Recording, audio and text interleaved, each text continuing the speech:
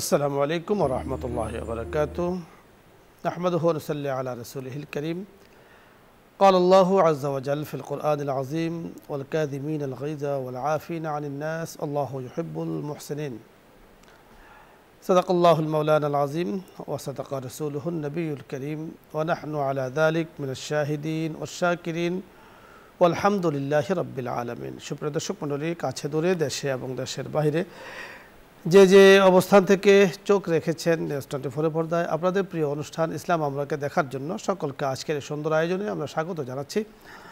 আল্লাহ রাব্বুল কারীম পবিত্র কোরআনে হাকিম আমাদেরকে হুকুম করেছেন ওয়াসারিউ ইলা মাগফিরাতিম মির রাব্বিকুম, আমাদেরকে হুকুম করেছেন যে তোমরা দৌড়িয়ে যাও ইলা মাগফিরাতিম মির রাব্বিকুম, তোমাদের রবের ক্ষমার দিকে। অর্থাৎ আমরা সকলেই রবের ক্ষমা চাই। ঠিক এই আয়াতের পরবর্তী অংশ আল্লাহ তাআলা উল্লেখ করেছেন ওয়াল কাযিমিনাল গায়যা ওয়াল আফিনা আনিন নাস, যারা রবের ক্ষমার দিকে দৌড়িয়ে যায় তারা রাগকে হজম করে। অর্থাৎ রাগ নিয়ন্ত্রণের গুরুত্ব ও তাৎপর্য নিয়ে আজকে আমরা কথা বলবো যে একজন মানুষের জন্য রাগ নিয়ন্ত্রণ করা কত জরুরি।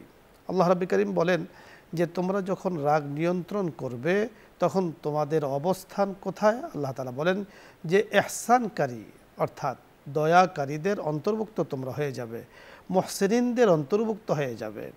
আল্লাহ তাআলা বলেন যারা মুহসিন তাদের জন্য রয়েছে জান্নাত, যারা আল্লাহ পাকের ক্ষমার দিকে দৌড়িয়ে যায় তাদের জন্য রয়েছে আল্লাহ পাকের জান্নাত। আল্লাহ তাআলা বলেন ওয়াসারিউ ইলা মাগফিরাতিম মির রাব্বিকুম ওয়া জান্নাতিন আরদুহাস সামাওয়াতু ওয়াল আরদ।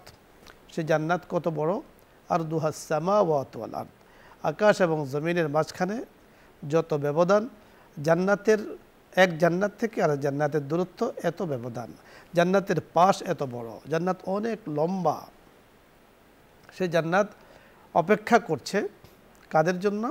যারা রাগকে হজম করেন তাদের জন্য। আমরা দেখেছি আল্লাহ রাব্বুল কারীম পবিত্র কোরআনের এই আয়াতে যেমনটি বলেছেন রাগ হজমকারীদের জন্য যে পুরস্কার, যারা হজম করেছেন তারা পুরস্কার পেয়েছেন। আল্লাহ তাআলা বলেন ওয়াল কাযিমিনাল গায়যা ওয়াল আফিনা আনিন নাস, যারা রাগকে হজম করে। কাযিম ওয়াল আফিনা আনিন নাস, মানুষদেরকে ক্ষমা করে। অর্থাৎ আপনার আমার সাধ্য আছে কোনো অপরাধীকে শাস্তি দেওয়ার জন্য এবং শাস্তি দেওয়ার সকল উপায় উপকরণ প্রস্তুত হয়েছে। আপনি দয়া করে মায়া করে তাকে ক্ষমা করে দিয়েছেন, আমি ক্ষমা করে দিয়েছি। তো আল্লাহ রাব্বুল কারীমের পুরস্কার আমাদেরকে দান করবেন যারা মানুষদেরকে ক্ষমা করে। আল্লাহু ইউহিব্বুল মুহসিনিন, আল্লাহ পাক ইহসানকারীদেরকে ভালোবাসেন। আল্লাহ তাআলা পবিত্র কোরআনে হাকিমে অনেক জায়গাতে মুহসিন শব্দ উল্লেখ করেছেন, তার মধ্যে এই জায়গাতে সূরা আলে ইমরানের উক্ত আয়াতে রাগ হজমকারীদেরকে মুহসিন বলা হয়েছে। রাগ আল্লাহ পাকের প্রদত্ত দেয়া একটি গুণ, যে গুণটিকে নিয়ন্ত্রণে রাখা জরুরি। মানুষ বলতে তার মধ্যে কিছুটা রাগ, গোসা, মান, অভিমান থাকতেই পারে, তবে তাকে নিয়ন্ত্রণ অত্যন্ত জরুরি। যে রাগের ব্যাপারে আমাদের বুজুর্গানে দিন বড়রা বলেছেন যে রাগ যখন আসে তখন তুমি কি করবে? তখন তুমি আউযু বিল্লাহি মিনাশ শাইতানির রাজিম পড়ো। রাগ যখন আসে যদি তুমি হাঁটতে থাকো তাহলে তুমি দাঁড়িয়ে যাও, যদি দাঁড়ানো অবস্থায় রাগ আসে তাহলে তুমি বসে যাও, আর যদি বসা অবস্থায় রাগ আসে পাশে যদি তোমার পানি থাকে পানি দিয়ে তুমি মুখ ধুয়ে নাও অথবা অজু করে নাও, রাগ হজম হয়ে যাবে।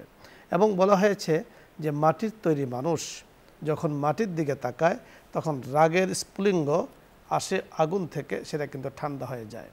এখানে প্রাসঙ্গিক কথা বলতে হয় যে আল্লাহ রাব্বুল কারীম বলেছেন মিনহা খালাকনাকুম ওয়াফিহা নুঈদুকুম ওয়া মিনহা নুখরিজুকুম তারাতান উখরা। সূরা তাহার উক্ত আয়াতে যদিও আমরা লাশকে দাফন করার সময় এই দোয়াটি পড়ে থাকি, আসলে কোরআনে কারীমের আয়াত যে মিনহা খালাকনাকুম, একজন মানুষকে বলা হচ্ছে যে তোমাকে মাটি থেকে সৃষ্টি করা হয়েছে। ওয়াফিহা নুঈদুকুম, তোমাকে মাটির মধ্যে ফেরত দেওয়া হচ্ছে। ওয়া মিনহা নুখরিজুকুম, এই মাটি থেকে তোমাকে তারাতান উখরা, আবার পুনরায় উঠানো হবে। তাহলে মাটির প্রভাব হলো ঠান্ডা। জগতের বুকে যত বস্তু আছে সকল বস্তুকে আল্লাহ রাব্বুল কারীম মাটি থেকে সৃষ্টি করেছেন। তাই মাটির তৈরি মানুষ মাটিতে যাচ্ছে, মাটির স্বভাব মানুষের মাঝে থাকবে, এমনটি স্বাভাবিক। যেই মানুষ যেই মাটির থেকে সৃষ্টি হয়েছে, আল্লাহ রাব্বুল কারীম ঠিক তার ইন্তেকালের পরে তাকে ওই জায়গাতে দাফন করার ব্যবস্থা করে দেন। আমরা কল্পনা করতে পারি না, একজন মানুষ আমাদের দেশে বাস করছেন কিন্তু গিয়েছেন দেশের বাহিরে বহির্বিশ্বে, সেখানে আল্লাহ না করুন কোনো কারণে তার প্রাণবায়ু চলে গিয়েছে, তিনি ইন্তেকাল করেছেন। তো সেখান থেকে বিভিন্ন পদ্ধতি অবলম্বন করে তাকে দেশে পাঠানো হয়, ঠিক তার বাড়িতে পাঠানো হয়। এর দ্বারা বোঝা যায় যে মাটির তৈরি মানুষ যেখান থেকে তৈরি হয়েছে সেখানে তাকে দাফন করা হচ্ছে। আমরা দেখেছি অনেক মানুষকে বাঘে খেয়ে ফেলে অথবা বড় সাপে খেয়ে ফেলে, এই ধরনের হতে পারে। অথবা কোনো মানুষ সাগরে মারা যায়, নদীতে মারা যায়, জাহাজে সেখানে মারা যায়। তো দেখা যায় যে ওনারা কোথায় থাকে? আসলে আল্লাহ রাব্বুল কারীম প্রতিটি মানুষের নাভিতে এমন কিছু উপাদান তৈরি করে দিয়েছেন যে উপাদানকে বাঘে বলুন, সাপে বলুন, হিংস্র প্রাণী বলুন, এগুলো কখনো হজম করতে পারে না। তো হজম যখন না করতে পারে একটা পর্যায়ে এগুলো তারা ছেড়ে দেয়, এগুলো বের হয়ে যায়। বের হয়ে গিয়ে যেই জায়গাতে গিয়ে সেটা পড়ে সেই জায়গাটা মাটি। সাগর বলেন তার তলদেশে চলে যায় অথবা তীরে চলে যায়, যেখানে যায় সেখানে মাটি। বোঝা যায় ওই মাটি থেকেই তাকে তৈরি করা হয়েছে, সৃষ্টি করা হয়েছে। এর জন্য আল্লাহ তাআলা বলেন মিনহা খালাকনাকুম ওয়া ফিহা নুঈদুকুম ওয়া মিনহা নুখরিজুকুম তারাতান উখরা। এই মাটি থেকেই মানুষকে আবার পুনরায় ওঠানো হবে। কোরআনে কারীমের এই আয়াত 100% সত্য। তাই যিনি যে মাটি থেকে জন্ম নিয়েছেন সেই মাটিতেই তাকে দাফন করা হচ্ছে। এখন আমাদের যে বিষয়, আলোচ্য বিষয়, তা হলো মাটির মানুষ মাটির মতো থাকবে। আমরা প্রবাদ বাক্য হিসাবে অনেকের ক্ষেত্রে বলে থাকি যে লোকটা একেবারে মাটির মতো, অর্থাৎ তার মেজাজ মাটির মতো। মাটির প্রভাব হলো ঠান্ডা, আর মানুষ যখন ঠান্ডা থাকে তখন তার হাত দ্বারা, জবান দ্বারা, আচরণ দ্বারা কেউ কখনো কষ্ট পায় না। আল্লাহ রাসূল সাল্লাল্লাহু আলাইহি ওয়াসাল্লাম বলেছেন প্রকৃত মানুষ, প্রকৃত মুসলমানকে বলা হয়েছে আল মুসলিমু মান সালিম আল মুসলিমুনা মিন লিসানিহি ওয়া ইয়াদি ওয়াল মুহাজিরু মান হাজারা মা নাহাল্লাহু আনহু। প্রকৃত মানুষ হলো সেই যিনি যার হাত থেকে, জবান থেকে অপর মানুষ নিরাপদ, অর্থাৎ কখনো তার হাত দ্বারা কেউ কষ্ট পায় না, জবান দ্বারা কেউ কষ্ট পায় না। হাত দ্বারা কাউকে কষ্ট দেয় না, জবান দ্বারা কখনো সে কাউকে কষ্ট দেয় না।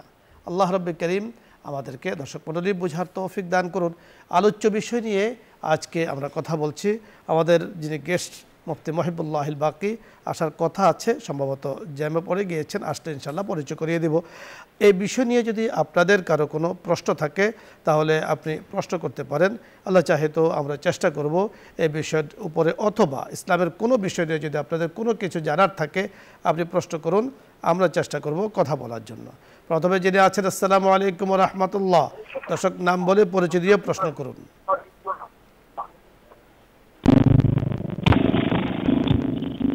জি আসসালামু আলাইকুম। দর্শক শুনতে পেয়েছেন, প্রশ্ন করুন। ওয়ালাইকুম সালাম ওয়া রাহমাতুল্লাহি ওয়া বারাকাতুহু। হুজুর, আমি ধরমপাড়া সুনামগঞ্জ থেকে ইনুস বলছিলাম। জি ইউনুস ভাই, প্রশ্ন করুন। আমার দুইটা প্রশ্ন হুজুর। প্রথম প্রশ্ন হলো প্রত্যেক ফরজ সালাতের পর আয়াতুল কুরসি পাঠ করা, 33 বার সুবহানাল্লাহ, 33 বার আলহামদুলিল্লাহ, 34 বার আল্লাহু আকবার পাঠ করা, এই দুইয়ের মধ্যে কোনটা অধিক মর্যাদাপূর্ণ?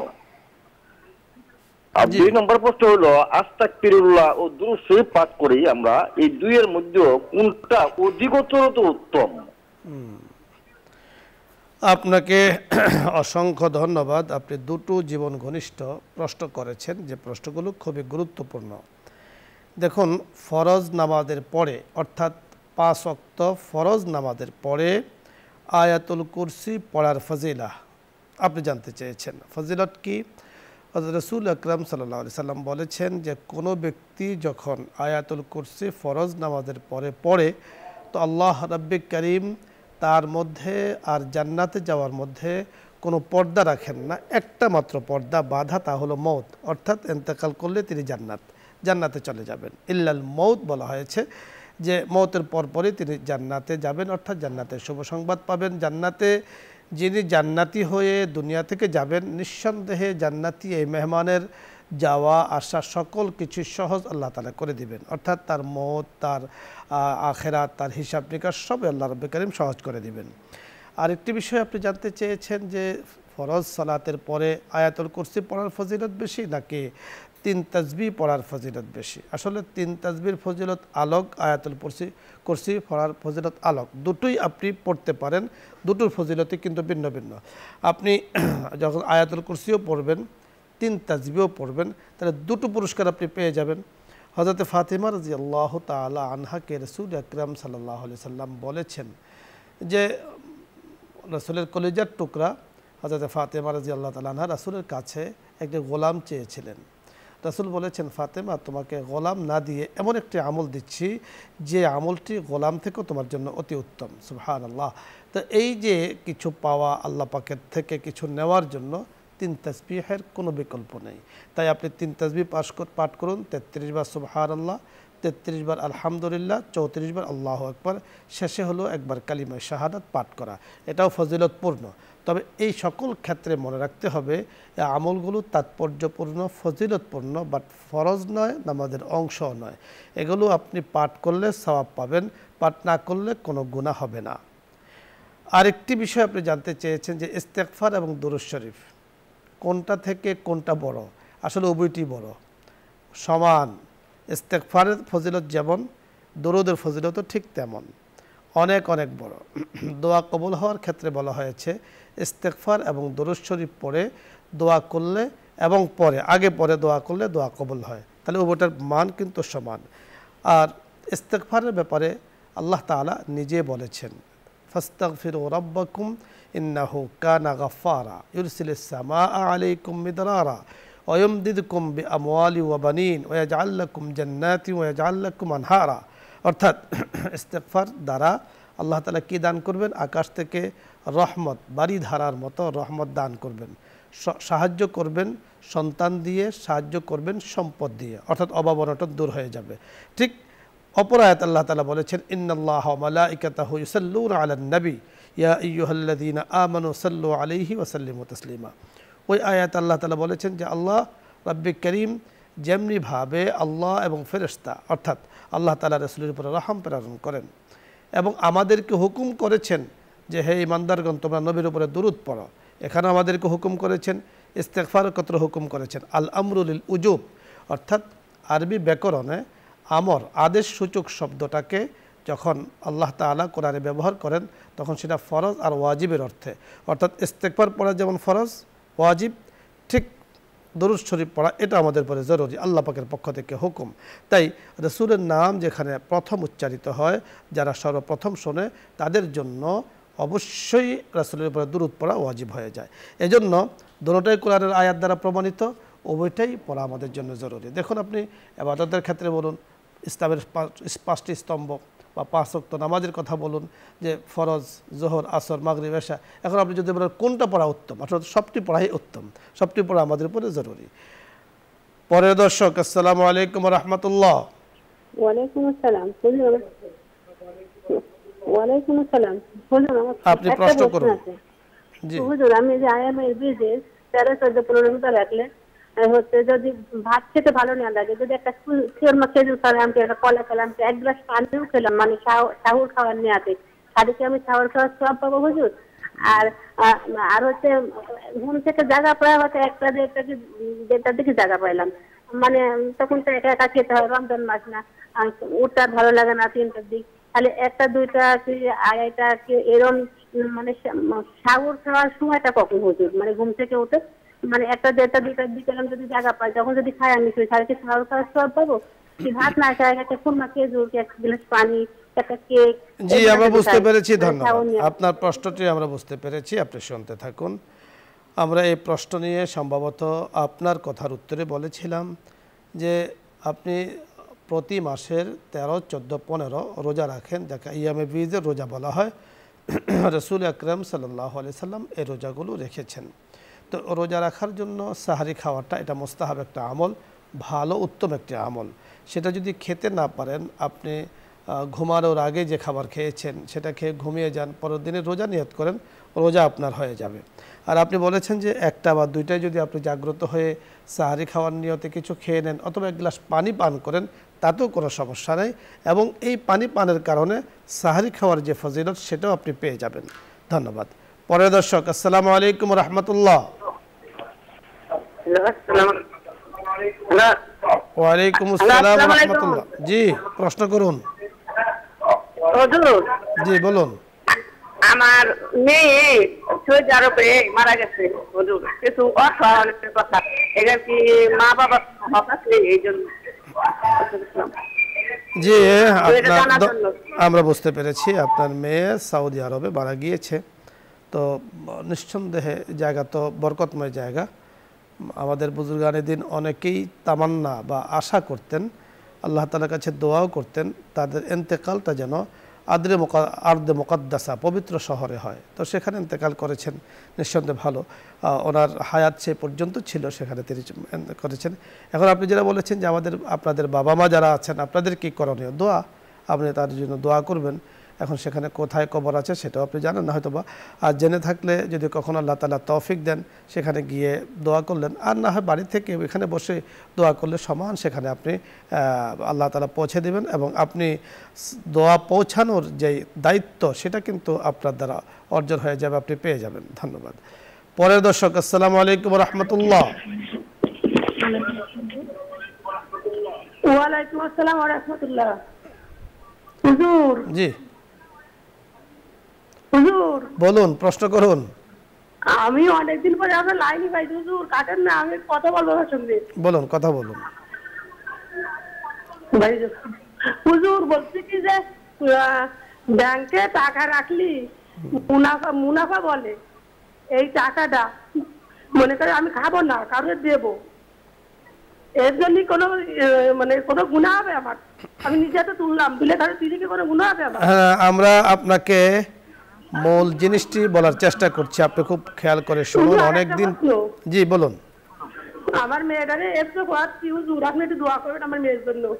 জি, আল্লাহ তাআলা তা আপনার মনের আশা পূরণ করুক, আমরা দোয়া করছি।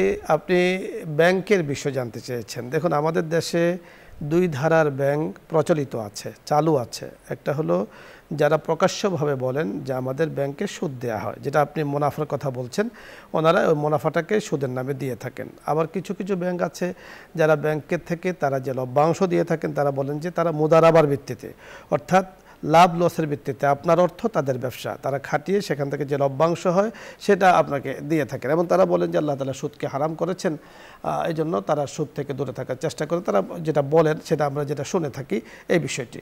তাহলে আপনি এখন যেটা প্রকাশ্য সুদ তারাই বলছে, আপনি তো নিঃসন্দেহে সুদ থেকে দূরে থাকবেন, যেহেতু আপনি হক অনুযায়ী তাকওয়া তাহারাত ইত্যাদি দিয়ে আপনি চলতে চান। আর এখন আপনি ইসলামী ব্যাংকে আপনি টাকাটা রাখলেন, টাকাটা রাখার কারণে এখন যদি ব্যাংকওয়ালারা তারা যেটা বলছে আপনি সেই কোনো কথার উপরে আপনার আস্থা আছে, আস্থা অনুযায়ী রেখেছেন, আপনি কিন্তু গুনাহগার নয়। এখন কেউ যদি অন্য কাজ করে সে গুনাহগার দাবিদার, তিনি করেছেন এর জন্য তিনি কি বলে আল্লাহ তার কাছে জবাব দেবেন, আপনি কিন্তু জবাবের মুখোমুখি হবেন না। আরেকটি বিষয় হলো যে সুদী ব্যাংকে যদি টাকা রাখেনও কখনো না জানার কারণে, তো সেখান থেকে যে মুনাফাটা দেয়া হয় এই মুনাফাটাকে কি করবেন আপনি? বলা হয় যে এই মুনাফাটা ব্যাংকে না রেখে আপনি নিয়ে এসছেন, আসার পরে এটাকে আপনি কোনো কারে খায়ের ভালো কাজ, অর্থাৎ কোনো রাস্তাঘাট অথবা ড্রেন অথবা টয়লেট ইত্যাদি অসন্তর্পণে গোপনে সওয়াবের আশা ছাড়া, কাউকে জানানো ছাড়া আপনি দান করে দিবেন, সেখানে বানিয়ে দিবেন। এখানে কোনো সওয়াবের আশা করা যাবে না। এখানে এই কথাটা বোঝানো হয়েছে যে সুদ হারাম, হারামকে সবসময় তুমি নিকৃষ্ট জানো, খারাপ জানো, হারামকে সবসময় তুমি তোমার থেকে দূরে রাখো, এটা বোঝানোর জন্যই। তো এজন্য আমরা বলবো যে যদি আপনার সুযোগ থাকে আপনি ব্যবসা বাণিজ্যে টাকা লাগান, সবচেয়ে ভালো ব্যবসা বাণিজ্যে লাগান, এর দ্বারা টাকা আসতে থাকে। আর যদি নিরাপত্তাহীনতা ভোগেন তাহলে ইসলামিক ব্যাংক যারা এই ধরনের কথা বলে আপনারও আস্থা হয়, আপনি সেখানে আপনার অর্থ রাখতে পারেন। পরে দর্শক, আসসালামু আলাইকুম রহমতুল্লাহ। ওয়ালাইকুম আসসালাম। জি, নিউজ 24, প্রশ্ন করুন। বলছি আমি ব্যাংকে 1 লাখ টাকা রাখছি, মনে হবে আমরা যতটুকু বুঝতে পেরেছি ব্যাংকে 1 লক্ষ টাকা আপনি রেখেছেন, যতটুকু আমি বুঝতে পেরেছি। তো রাখার পর রাখাতে গুনাহ হবে কিনা, আমরা বলবো যে টাকা রাখার সময় হিসেব করে রাখবেন। একটু আগে আমরা কথা বলেছি যে আপনি প্রথমত চেষ্টা করবেন আপনার কাছে এই টাকাটা গচ্ছিত আছে, আপনি কোনো নির্ভরযোগ্য জায়গাতে ব্যবসায় আপনি কাজে লাগাবেন। আর যদি সেটা না হয় তাহলে ইসলামী ধারায় যে ব্যাংকগুলো চালু আছে সেখানে আপনি রাখবেন। সেটাও যদি আপনার সুযোগ না হয়, আপনি নিরাপত্তাহীনতা ভোগেন, তাহলে আপনি যেটা বলছেন যে ব্যাংকে টাকা রেখেছেন এবং আপনি সুদ জেনে শুনে আপনি সুদকে সহযোগিতা করছেন। আর এই সম্পর্কে রাসূল আকরাম সাল্লাল্লাহু আলাইহি ওয়াসাল্লামের কড়া হাদিস রয়েছে যে যারা সুদ লেনদেন করবে, যারা সাহায্য করবে, সাপোর্ট করবে, লেখালেখি করবে, সকলেই সমান অপরাধী। আল্লাহ তাআলা আমাদেরকে তৌফিক দান করুন। দর্শক মণ্ডলী, আজকে এই সুন্দর আয়োজনে আপনারা শরীক হয়েছেন। অনেকগুলো প্রশ্ন আপনাদের মাধ্যমে আমরা পেয়েছি, কথা বলারও চেষ্টা করেছি। আল্লাহ তাআলা আমাদেরকে তৌফিক দান করুন, বোঝার তৌফিক দান করুন। আজকে আর নয়, ইনশাআল্লাহ আগামী অনুষ্ঠানে দেখা হচ্ছে আশাবাদ ব্যক্ত করে আজকের মতো বিদায় নিচ্ছি। আসসালামু আলাইকুম ওয়া রাহমাতুল্লাহি ওয়া বারাকাতুহু। দোয়া হবে, দরুদ ইস্তিগফার পাঠ করি। আল্লাহুম্মা সাল্লি আলা সাইয়্যিদিনা ওয়া নাবিয়্যিনা ওয়া শাফিঈনা ওয়া হাবিবিনা ওয়া মাওলানা মুহাম্মদ সাল্লাল্লাহু আলাইহি ওয়া আলা আলিহি ওয়া আসহাবিহি ওয়া বারাকা ওয়া সাল্লাম। أستغفر الله ربي من كل ذنب وأتوب إليه لا حول ولا قوة إلا بالله العلي العظيم الحمد لله رب العالمين والصلاة والسلام على سيد الأنبياء والمرسلين وخاتم النبيين وعلى آله وأصحابه أجمعين ربنا ظلمنا أنفسنا وإن لم تغفر لنا وترحمنا لنكونن من الخاسرين رب ارحمهما كما ربياني صغيرا يا كريم يا رحيم يا الله নিউজ 24 এর মাওলাই করিম নিয়মিত আয়োজন, প্রত্যহিক আয়োজন ইসলাম আমরা ইয়া আল্লাহ এই অনুষ্ঠানে বসে নির্দিষ্ট একটি বিষয় নিয়ে আপনার শাহী দরবারে ইয়া আল্লাহ কথা বলার পরে হাত তুলেছে। মেহেরবানি করে আমাদের হাতগুলোকে আপনি কবুল ও মঞ্জুর করে নেন। মাওলাই কারীম, বড় আশা করে আপনার শাহী দরবারে হাত তুলেছে। আমরা বিশ্বাস করি আপনার রহমত, আপনার করমে আমরা বেঁচে আছি। আপনার রহম করমে আপনি আমাদেরকে ইয়া আল্লাহ খাওয়ানোর, পরানোর, হাঁটা চলার ইয়া আল্লাহ তৌফিক দিয়েছেন। মাওলাই কারীম, এত সুন্দর আয়োজনের শরীক হওয়ার তৌফিক দিয়েছেন, আয়োজন করার তৌফিক দিয়েছেন। মেহেরবানি করে আপনার তৌফিকে আমাদেরকে সহি সুস্থভাবে চলার তৌফিক দান করেন, বিপদাপদ মুক্ত জীবন দান করেন। মাওলাই করিম, বসুন্ধরা পরিবার যে সুন্দর চমৎকার আয়োজন করেছেন, এই আয়োজনকে আপনি কবুল করে নেন। সমস্ত বালা মুসিবত থেকে, খোরাফাত থেকে ইয়া আল্লাহ দুনিয়াবি পরকালীন বালা মুসিবত থেকে আপনি হেফাজত করেন। ওগো করিম, জিন্দেগির গুনাহগুলো আপনি মাফ করে দেন। আমরা তওবা করছি, তওবার উপরে অটল থাকার তৌফিক দান করেন। গুনাহে বেআদরা বারে বাস্তম, হাজারা বারে তওবা শিকস্তম। ইয়া আল্লাহ, বারবার তওবা করে আমরা ভঙ্গ করেছি। মাওলাই করিম, আমরা নালায়েক, আমাদের সেই দিকে না তাকিয়ে আপনার রহম করমের দিকে তাকিয়ে আমাদেরকে মাফ করে দেন। ইয়া আল্লাহ, সব ধরনের ইবতলা পরীক্ষা থেকে আপনি আমাদেরকে হেফাজত করেন, বড় ছোট পরীক্ষা থেকে আপনি হেফাজত করেন। দেশের জন্য খায়র কল্যাণের ফয়সালা করে দেন। অসুস্থ মানুষগুলোকে সুস্থতার নিয়ামত দান করেন। কত মানুষ যারা আক্রান্ত হয়ে মাওলাই করিম বিছানায় পড়ে আছে, ইয়া আল্লাহ অসুস্থ মানুষগুলোকে শেফায়ে কামিলা আজেলা দায়মা কুল্লিয়া দান করেন। মাওলাই করিম, আপনি বলেছেন আপনাকে দেখার জন্য, ইয়া আল্লাহ ইয়া আল্লাহ। মাওলাই করিম, আপনাকে ডাকলে আপনি শোনেন। মেহেরবানি করে আমাদের সকল কিছুর জিম্মাদার আপনি হয়ে যান। ইয়া আল্লাহ, মেহেরবানি করে আয়োজনকে কবুল করে নেন, আয়োজক বিন্দুদেরকে কবুল করে নেন, অংশগ্রহণকারীদেরকে আপনি কবুল করে নেন। মাওলাই করিম, ময়দানে মাহশারে ইয়া আল্লাহ এই নেক কাজের উসিলায় যেন আমাদের জন্য পরকালীন জিন্দেগি আসান হয়, সেই ব্যবস্থা আপনি কুদরতিভাবে করে দেন। আমাদের চেয়ারম্যান মহোদয়কে নেক হায়াত দান করেন। ইয়া আল্লাহ, পরিবারের সদস্য যারা আছেন, আমাদের যারা আছেন, সকলকে নেক হায়াত দান করেন। বরকতময় জিন্দেগির ফয়সালা করে দেন। ইলমে আমলে আপনি বরকত দান করেন। আমিন বিহুরমাতি সাইয়্যিদিল মুরসালিন। আলহামদুলিল্লাহি রাব্বিল আলামিন।